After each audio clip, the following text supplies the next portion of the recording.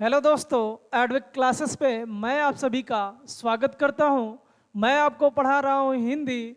और पिछले लेक्चर की बात करूं तो पिछले लेक्चर में मैं आप लोगों को पढ़ा रहा था सर्वनाम, जो कि हो चुका है पूरा। और आज एक नया चैप्टर स्टार्ट करते हैं जिसका नाम है कारक। आज हम लोग जो पढ़ेंगे चैप्टर, उसका नाम है कारक।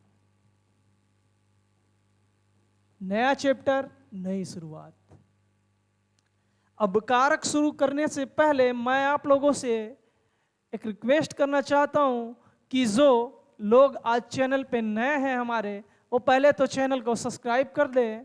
और यदि पुराने वीडियो को नहीं देखे हैं तो प्लेलिस्ट में चले जाए और वहां से जाके पुराने वीडियो को देख लें।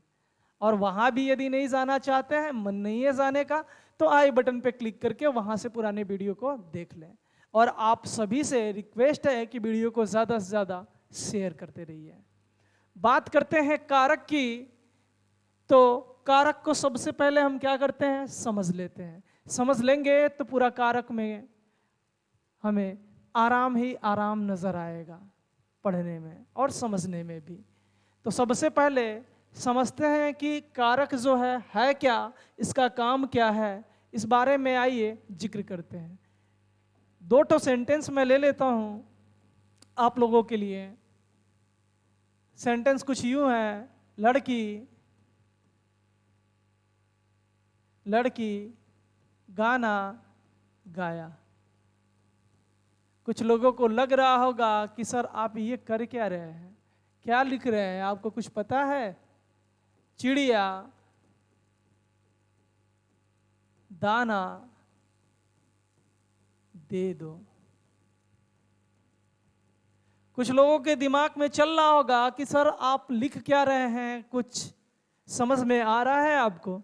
तो मैं आपसे पूछना चाहता हूं कि बताओ, क्या ये जो दोनों लाइनें मैंने लिखा है, क्या ये वाक्य है? मैं आपसे अगर कहूं कि बताओ क्या ये वाक्य है, तो आपका जवाब होगा ये वाक्य नहीं है। ये दोनों वाक्य नहीं है। आपका यही सिंपल सा जवाब होगा। मैं अगर आपसे ये पूछूं कि क्या ये वाक्य है, तो आप कहेंगे कि ये वाक्य नहीं है। अब बात आती है, अगर मैं यही आपसे पूछ लूं कि अगर ये वाक्य नहीं है तो क्यों नहीं है?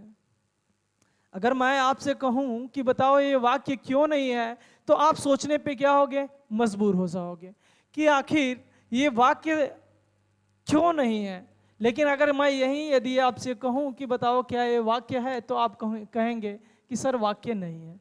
तो आइए बात करते हैं, आखिर ये वाक्य है तो क्यों है, तो क्यों है, और नहीं है तो क्यों नहीं है। तो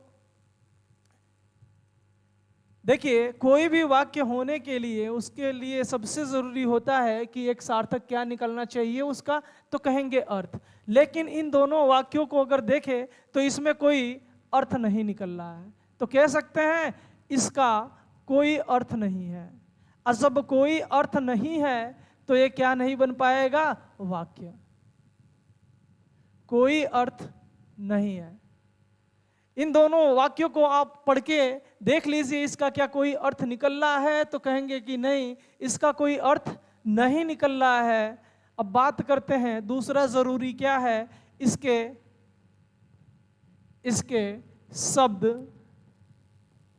शब्द आपस में नहीं जुड़े हैं। और इन दोनों सेंटेंस, दोनों वाक्यों को अगर हम देखें तो इन दोनों वाक्यों में ये खास बात है कि इसके जो शब्द हैं वो आपस में एक दूसरे से जुड़े नहीं हैं। और जब तक इसके शब्द आपस में नहीं जुड़ेंगे तब तक क्या नहीं निकलेगा, अर्थ। और जब अर्थ नहीं निकलेगा तो क्या नहीं बन पाएगा, तो कहेंगे वाक्य नहीं बन पाएगा। और वाक्य बनने के लिए जरूरी हमें क्या है कि इसका अर्थ निकलना चाहिए। अर्थ तभी निकलेगा जब शब्द आपस में क्या होंगे, जुड़े होंगे। और जब नहीं जुड़ेंगे तो अर्थ भी नहीं निकलेगा। अर्थ नहीं निकलेगा तो क्या नहीं बन पाएगा, वाक्य नहीं बन पाएगा। इतनी बात तो आपको समझ में आ गई होगी। लेकिन इसी वाक्य को फिर से अगर कुछ यूं लिखे हम, लड़की ने गाना गाया। लड़की ने गाना गाया, और दूसरा इसको मैं कुछ यूं लिख दूं, चिड़िया चिड़िया चिड़िया को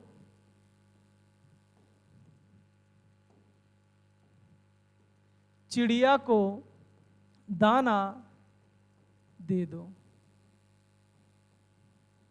अब पढ़ के देखना क्या लिखा है। लड़की ने गाना गाया, चिड़िया को दाना दे दो। अगर मैं आपसे पूछूं इस बार कि बताओ क्या ये वाक्य है, तो आपका जवाब होगा हाँ ये क्या है, वाक्य है। अगर मैं आपसे पूछूं कि क्या ये वाक्य है, तो आप कहेंगे हाँ ये क्या है, वाक्य है। अब देखिए बात आती है कि ये वाक्य है, तो वाक्य होने के लिए जरूरी क्या है कि इसका कोई सार्थक अर्थ निकलना चाहिए। क्या इसका कोई अर्थ निकल रहा है, तो कहेंगे हाँ। लड़की ने गाना गाया, जैसे ही वाक्य को हमने पढ़ा समझ में आ गया कि लड़की ने क्या किया, गाना गाया। बात समझ में आई कि नहीं? तो इसका अर्थ निकल रहा है। दूसरे को पढ़े तो दूसरे वाले का भी क्या निकल रहा है, अर्थ निकल रहा है। और जब अर्थ निकलेगा तो जाहिर सी बात है इसके शब्द आपस में क्या होंगे, जुड़े होंगे। जुड़ेंगे तभी क्या निकलेगा, अर्थ निकलेगा। और जब अर्थ निकलेगा तो क्या होगा, वाक्य। बात समझ में आई कि नहीं? अब बात करते हैं कि इसके शब्द, यहां पे जो लाइन मैंने लिखा है कि इसके शब्द आपस में जुड़े नहीं है, तो जब जुड़े नहीं है तो क्या नहीं था, वाक्य नहीं था। और इसके शब्द जब आपस में जुड़े हैं तो क्या बन रहा है, वाक्य बन रहा है। इसी बात को समझना है कि इसके शब्द आपस में कैसे जुड़े हैं। यहां देखिए क्या लिखा है, लड़की और गाना, दोनों के बीच क्या चिन्ह आया, ने। लड़की ने गाना गाया, ने जैसे ही चिन्ह आया, ने चिन्ह के ये आया, जैसे ही इन लड़की को और गाना को आपस में क्या कर दिया, तो कहेंगे जोड़ दिया। और जब जोड़ा तो इसका क्या निकलने लगा, अर्थ निकलने लगा। लेकिन यही ने चिन्ह जब यहां से गायब हो गया था इसमें से, तो क्या इसका अर्थ निकल पा रहा था, तो कहेंगे नहीं निकल पा रहा था। अब देखिए यहां पे दूसरे लाइन को देखे तो कह रहा है चिड़िया को दाना दे दो। यहां पे कौन सा चिन्ह आया, तो कहेंगे को। क्या है, को है। और को चिड़िया और दाना इन दोनों को आपस में क्या कर रहा है, तो कहेंगे जोड़ रहा है। और जब जोड़ रहा है तो चिन्ह के साथ शब्दों का क्या बन रहा है, आपसी संबंध बन रहा है। और जब शब्दों का आपसी संबंध बनेगा तो क्या छोड़ेगा, सार्थक अर्थ। और जब सार्थक अर्थ निकलेगा तो क्या कहलाएगा, वाक्य। इतनी बात तो समझ में आ गई होगी। अब बात करते हैं, देखिए शब्दों का जो आपसी संबंध होता है, शब्दों के आपसी संबंध को ही हम क्या बोलते हैं, कारक। एक शब्द का दूसरे शब्द के साथ जो संबंध होता है शब्दों का, उसी के आपसी संबंध को हम क्या कहते हैं, कारक कहते हैं। तो सबसे पहले आप स्क्रीनशॉट ले लो, फिर परिभाषा लिखते हैं।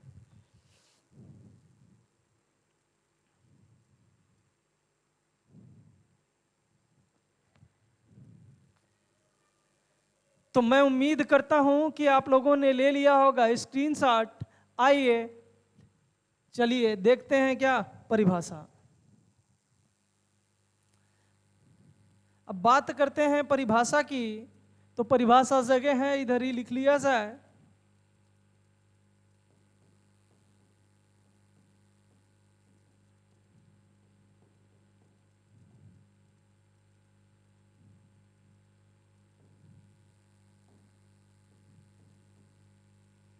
वाक्य में आए शब्दों के आपसी संबंध को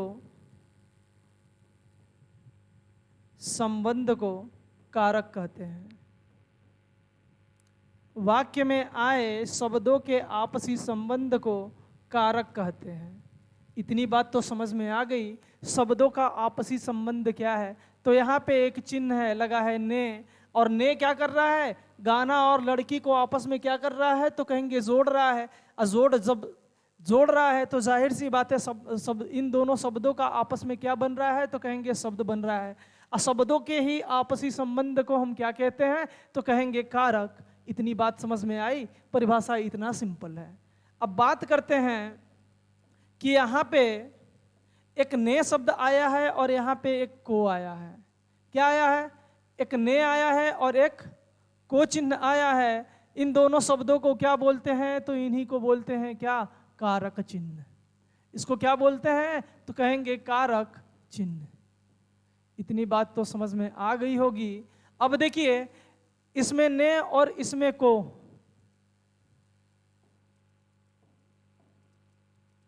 इसमें ने और इस वाले में को, ने और को चिन्ह शब्दों को आपस में जोड़कर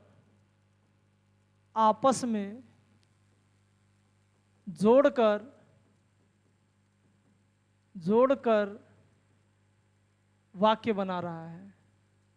वाक्य बना दिया।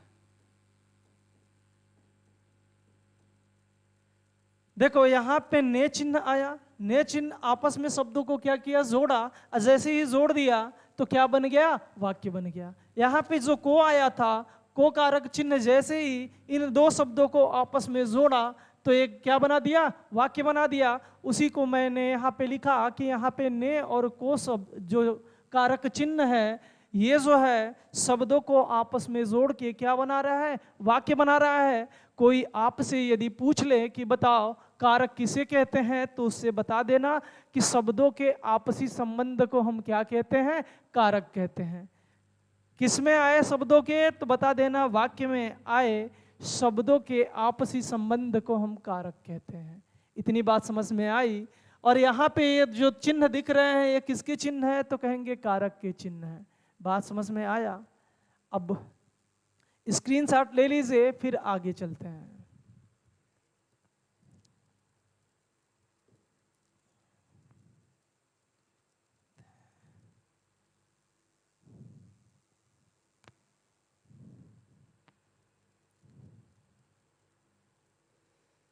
तो मैं उम्मीद करता हूं कि आप लोगों ने ले लिया होगा स्क्रीनशॉट। आइए आगे चलते हैं। अब बात करते हैं कुछ नोट पॉइंट की, जो आपके एग्जाम में बार बार यहां से क्वेश्चन पूछे जाते हैं। आपसे एक क्वेश्चन पूछा जाता है कि हिंदी में कारकों की संख्या। यदि आपसे पूछे कोई कि बताओ हिंदी में कारकों की संख्या कितनी है, तो उससे बता देना कि हिंदी में कारकों की संख्या 8 है। अब बात आई कि यदि हिंदी में कारकों की संख्या कितनी, 8 है, तो ये 8 जो संख्या है या 8 जो कारक हैं, ये बनते कैसे हैं, इनका संबंध क्या होता है। तो अगर इस पे हम बात करें कि ये जो 8 हैं, 8 किस हिसाब से होते हैं, तो लिख लेना आप लोग अपने नोटबुक में कि हिंदी में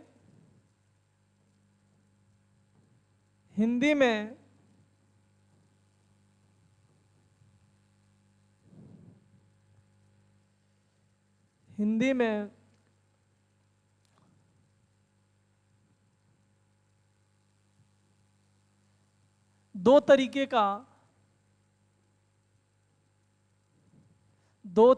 का संबंध बनता है। दो तरीके का संबंध बनता है। एक पहला, एक शब्द का दूसरे शब्द के सापेक्ष संबंध। देखिए हिंदी में दो तरीके के संबंध बनता है। एक तो एक शब्द का दूसरे शब्द के सापेक्ष, तथा या बोल सकते हैं तथा दूसरा जो संबंध बनता है वो क्रिया के सापेक्ष, क्रिया के सापेक्ष संबंध बनता है।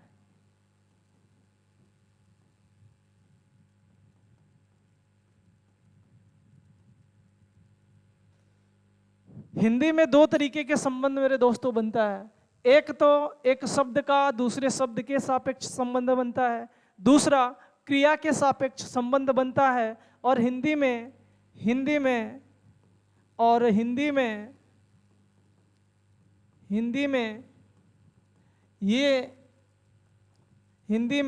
दोनों ही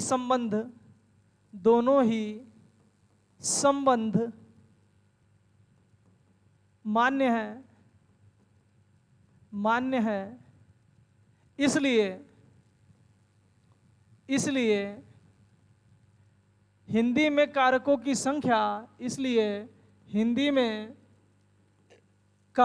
संख्या 8 है। कारकों की संख्या 8 है। बात समझ में आ गई होगी आपको। यदि आपसे कोई पूछे कि बताओ हिंदी में कारकों की संख्या कितनी है, तो उससे बता देना हिंदी में कारकों की संख्या 8 है। यदि कोई पूछे कि ये 8 कारक कैसे होते हैं हिंदी में, तो उससे बता देना कि हिंदी में दो तरीके के संबंध, कारकों का दो तरीके से संबंध बनता है। एक तो क्रिया के सापेक्ष संबंध बनता है, दूसरा एक शब्द का दूसरे शब्द के सापेक्ष संबंध बनता है। ये दोनों ही संबंध हिंदी में मान्य हैं और दोनों संबंध मान्य होने के कारण हिंदी में कारकों की संख्या कितनी 8 हो जाती है। इन दोनों संबंध होने के कारण ही, मान्य होने के कारण ही हिंदी में कारकों की संख्या बात करूं दोस्तों कितना बन जाता है 8। अब बात करते हैं क्या संस्कृत में कारकों की संख्या कितनी है। यदि आपसे कोई पूछे कि बताओ संस्कृत में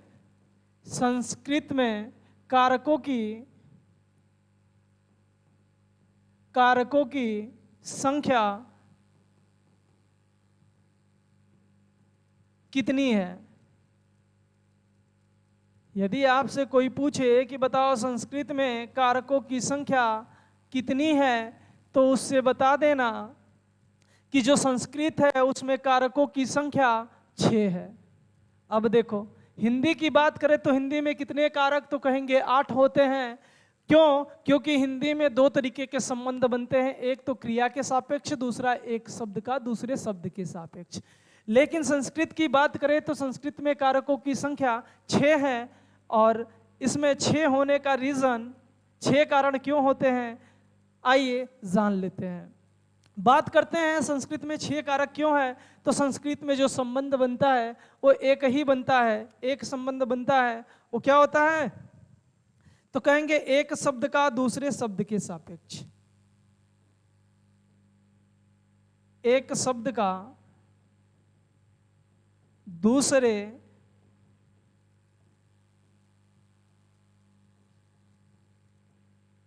शब्द के सापेक्ष। पहले स्क्रीनशॉट ले लीजिए फिर आगे चलते हैं। एक मिनट स्क्रीनशॉट लेने से पहले रुक जाइए, मिस्टेक हो गया। संस्कृत में यदि कारकों की संख्या बात करें तो कितनी है, तो 6 है। और ये 6 जो कारक हैं वो किस आधार पे बनते हैं, तो यहाँ पे जो संबंध बनेगा संस्कृत में वो खाली बनता है क्रिया के सापेक्ष। किसके सापेक्ष संबंध बनता है, क्रिया के सापेक्ष संबंध खाली बनता है। यही संबंध मान्य होता है संस्कृत में। इसीलिए क्रिया के सापेक्ष संबंध बनने के कारण ही कारकों की संख्या संस्कृत में कितनी होती है, तो कहेंगे 6। और हिंदी में यही कितनी हो जाती है, तो कहेंगे 8। क्यों? क्योंकि यहाँ पे एक जो संबंध अलग से बनता है वो क्या बनता है, एक शब्द का दूसरे शब्द के सापेक्ष। और दूसरा जो बनता है वो क्या होता है, क्रिया के सापेक्ष। इतनी बात तो आपको अच्छे से समझ में आ गई होगी कि हिंदी में कारकों की संख्या 8 होती है। 8 होने का रीजन क्या है मैं आपको बता दिया। कोई आपसे पूछे संस्कृत में जो है कारकों की संख्या कितनी है, तो कितनी, 6 है। कोई पूछे रीजन क्या है, तो भी मैंने बता दिया आपको, आप समझ चुके होंगे। अब आप लीजिए स्क्रीनशॉट, फिर आगे चलते हैं।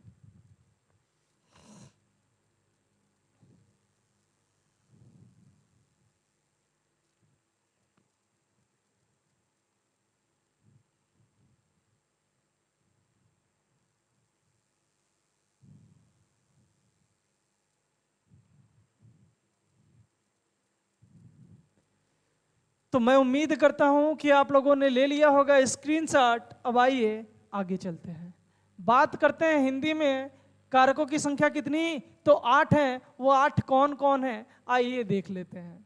तो एक तरफ लिखिएगा विभक्ति,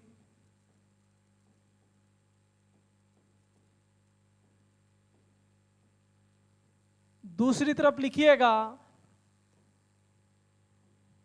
कारक, और तीसरी तरफ लिखिएगा परसर्ग। परसर्ग, परसर्ग को ही बोलते हैं कारक चिन्ह। क्या बोलते हैं, कारक चिन्ह। इसी को बोलते हैं, इसी को एक और नाम से जानते हैं, क्या, विभक्ति चिन्ह। विभक्ति चिन्ह। एग्जामिनर बार बार इसके उपनामों को लेके ही आपसे क्या पूछता रहता है, प्रश्न पूछता रहता है। विभक्ति चिन्ह बोले, परसर्ग बोले, या बोले आपसे कारक चिन्ह, इन तीनों का मतलब भी क्या होता है, एक। इतनी बात तो समझ में आ गई होगी। 3 कॉलम बनाइएगा, एक में लिखिएगा विभक्ति, दूसरे में लिखिएगा कारक, तीसरे में लिखिएगा कारक चिन्ह या परसर्ग, या क्या लिखिएगा, विभक्ति चिन्ह। अब आइए बात करते हैं कौन सी विभक्ति की, तो एक लिखिएगा पहला प्रथमा।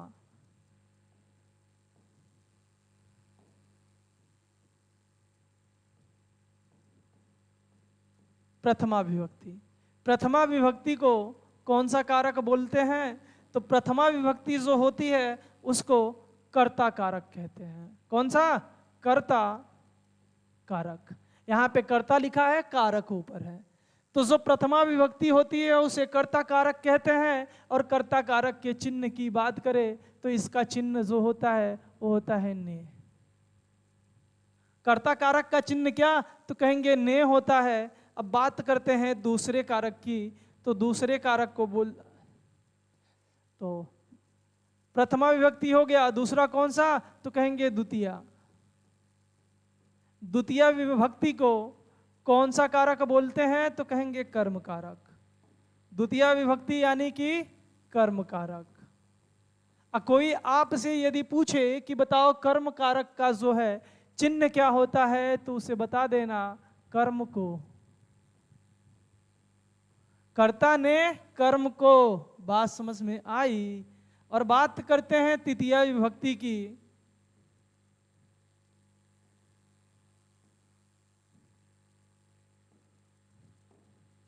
कौन सी, तृतीय विभक्ति। तृतीय विभक्ति को कौन सा कारक बोलते हैं, तो कहेंगे करण कारक। तृतीय विभक्ति को कौन सा कारक बोलेंगे, तो करण कारक बोलते हैं। कोई आपसे पूछे कि बताओ करण कारक का चिन्ह क्या होता है, तो उससे बता देना से या के द्वारा। से या के द्वारा। करण कारक का चिन्ह क्या होगा, तो कहेंगे से या के द्वारा होता है। अब बात करते हैं चतुर्थी विभक्ति की। कौन सी, चतुर्थी विभक्ति की। यदि आपसे कोई पूछे कि बताओ चतुर्थी विभक्ति को कौन सा कारक बोलते हैं, तो उससे बता देना संप्रदान कारक। कौन सा, संप्रदान कारक। संप्रदान कारक। और कोई पूछे कि संप्रदान का जो है संप्रदान कारक का कारक चिन्ह क्या होता है, तो उससे बता देना को के लिए, को या के लिए, को या के लिए।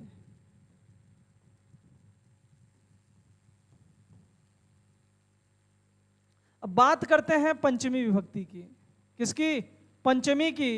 तो पंचमी विभक्ति में यदि आपसे कोई पूछे कि पंचमी विभक्ति को कौन सा कारक बोलते हैं, तो उससे बता देना पंचमी विभक्ति को बोलते हैं अपादान कारक। अपादान कारक। कोई पूछे कि अपादान कारक का चिन्ह क्या है, तो उससे बता देना से या अलग, से या अलग। अब बात करते हैं षष्ठी विभक्ति की। किस विभक्ति की? तो कहेंगे षष्ठी विभक्ति की।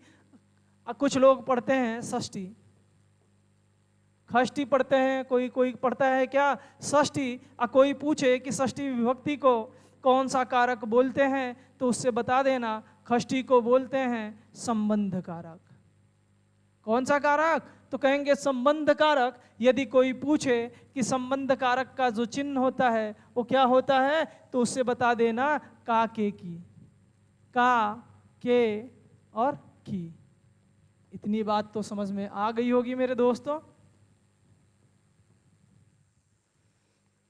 अब बात करते हैं सप्तमी विभक्ति की कि सप्तमी विभक्ति को कौन सा कारक बोलते हैं। कोई आपसे पूछे तो उससे बता देना सप्तमी विभक्ति को बोलते हैं अधिकरण कारक। कौन सा? अधिकरण कारक। कोई पूछे कि अधिकरण कारक का चिन्ह क्या है, क्या पूछ ले आपसे? अधिकरण कारक का जो कारक चिन्ह है वो क्या होगा, तो उससे बता देना में पै पर। क्या होगा? में पै पर। अब देखो बात करते हैं किस विभक्ति की? अष्टमी की। अष्टमी विभक्ति। कोई यदि आपसे पूछे कि अष्टमी विभक्ति को कौन सा कारक बोलते हैं, तो उससे बता देना अष्टमी विभक्ति को बोलते हैं संबोधन कारक। संबोधन कारक। कोई पूछे चिन्ह क्या होता है, तो बता देना हे, भो, अरे। हे, भो, अरे। अब देखो कितने कारक हो गए। तो यहां पे कौन सी विभक्ति? प्रथमा, द्वितीया, तृतीया, चतुर्थी, पंचमी, षष्ठी, सप्तमी और अष्टमी। टोटल कारक या कुल कारकों की बात करें हिंदी में तो कितने? 8 हैं। पहला प्रथमा विभक्ति को बोलते हैं कर्ता कारक। कर्ता कारक का चिन्ह होता है क्या? तो पढ़ते हैं कर्ता ने कर्म को करण से, के द्वारा, संप्रदान को या के लिए, अपादान से या अलग।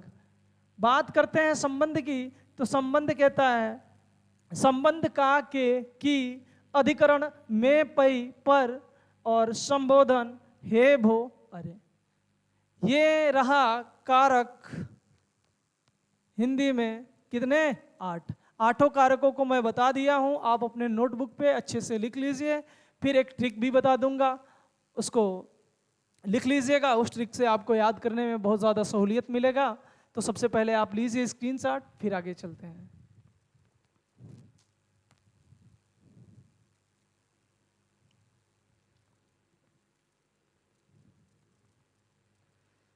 तो दोस्तों मैं उम्मीद करता हूं कि आप लोगों ने ले लिया होगा स्क्रीनशॉट। और आपसे कहना चाहूँगा कि जो लोग नए हैं, आज पहली बार वीडियो को देख रहे हैं, तो वीडियो चैनल को सबसे पहले सब्सक्राइब कर लें। और यदि पुराने वीडियो को नहीं देखे हैं तो प्लेलिस्ट में चले जाए, वहाँ से जाके पुराने वीडियो को देख लें। और वहाँ भी नहीं जाना चाहते हैं तो आई बटन पे क्लिक करें और वहाँ से पुराने वीडियो को देख लें। और आप सभी से रिक्वेस्ट है कि ज़्यादा से ज़्यादा चैनल को लाइक शेयर करते रहिए दबा के एकदम। अब देखिए आपको यहाँ से एक चीज़ ध्यान रखना है, इनको याद करने के साथ साथ, क्योंकि एग्जामिनर जो है पहले बोलता था, पूछता था कि बताओ कि प्रथमा विभक्ति या कर्ता कारक का चिन्ह क्या होगा। क्या पहले पूछता था चिन्ह, लेकिन मेरे दोस्त अब चिन्ह न पूछ के क्या बोलता है, परसर्ग। तो याद रखना, कारक जो चिन्ह होता है उसी को क्या बोलते हैं, परसर्ग भी बोलते हैं, उसी को क्या बोलते हैं, विभक्ति बोलते हैं। एग्जामिनर बहुत चालाक है दोस्त, अब कारक नहीं पूछेगा, अब क्या पूछेगा, परसर्ग का नाम लेगा या क्या बोलेगा, विभक्ति चिन्ह। तो आप उलझना मत, ये अपने दिमाग में बिठा के रख लेना कि कारक चिन्ह को ही परसर्ग बोलते हैं, विभक्ति चिन्ह बोलते हैं। और इसको याद कर लीजिए आप लोग अच्छे से, मैं ट्रिक भी बता दूंगा कल, लेकिन आज के लिए बस इतना ही। फिर मिलेंगे अगले वीडियो में कल, तब तक के लिए धन्यवाद, बाय बाय।